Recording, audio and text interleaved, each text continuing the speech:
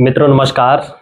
मित्रों जब जब बहुत बड़ा क्रांति होती है, बहुत बड़ा डेमोन्स्ट्रेशन होता है, प्रोटेस्ट होता है देश में, तो ये एक सूचक होता है कि कुछ चेंजेस होने वाले हैं।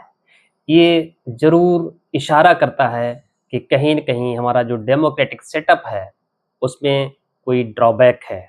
तभी इतनी भीड़ जुटती है और मैं बात कर रहा हूँ कि आज 6 जून को एक नई पार्टी जिसका आपने सबने नाम सुना होगा, कॉकरोच जनता पार्टी।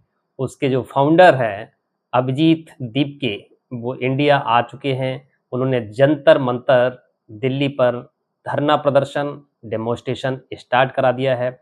हजारों की संख्या में लोग पहुंचे हैं जो सपोर्टर हैं कॉकरोच जनता पार्टी के।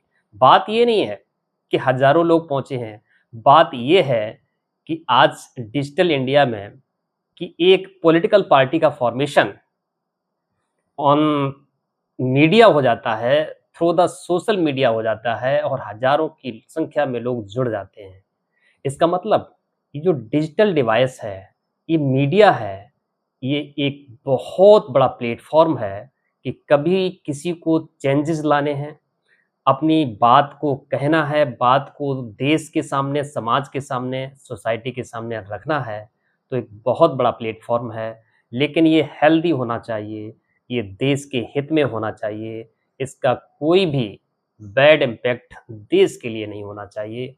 हमारे देश में बहुत सारी पार्टीज़ हैं और ऐसी पार्टी आए दिन बनती रहती हैं, लेकिन मैं एक बात कहना चाहूँगा कि देश को चलाने के लिए इतनी सारी पार्टियों में गिनी-चुनी 2, 3, 4 पार्टी ही हैं, जो देश में इलेक्शन लड़ कर के उनकी रिप्रेजेंटेटिव, उनके मेंबर जीतते हैं, इलेक्शन जीतते हैं और गवर्नमेंट का फॉर्मेशन करते हैं।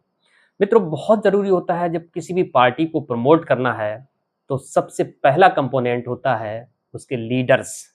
हालाँकि ये अभी नई पार्टी है, इसका फॉर्मेशन डिजिटली हुआ है, इसलिए ये नहीं कहा जा सकता कि अभी कौन लीडर है, कितने लीडर हैं, कितने एक्सपीरियंस लीडर हैं, ये सब सामने आएगा।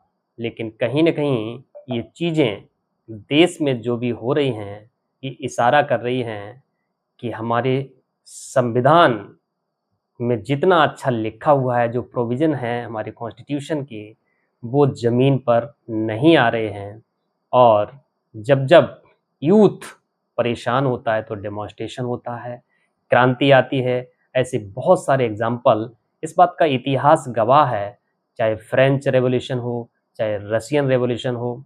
और मैं तो कहूँगा हमारा जो देश है ना, ये युवाओं का देश है। दुनिया में सबसे ज़्यादा पॉपुलेशन जो यूथ पॉपुलेशन है, वो हमारे देश के पास है और यही देश का भविष्य होता है। तो उस भविष्य के लिए हम बहुत अच्छा नहीं कर पा रहे हैं। ये ज़रूर सोचना पड़ेगा अथॉरिटीज़ को, गवर्नमेंट को कि यूथ जब बिज़ी हो जाएगा, बिज़नेस करेगा, रोज़गार मिलेगा, एम्प्लॉयड हो जाएगा, तो ऑटोमेटिक इकॉनमी अच्छी हो जाएगी और देश में शांति आएगी, गरीबी खत्म हो जाएगी। जय हिंद फ्रेंड्स।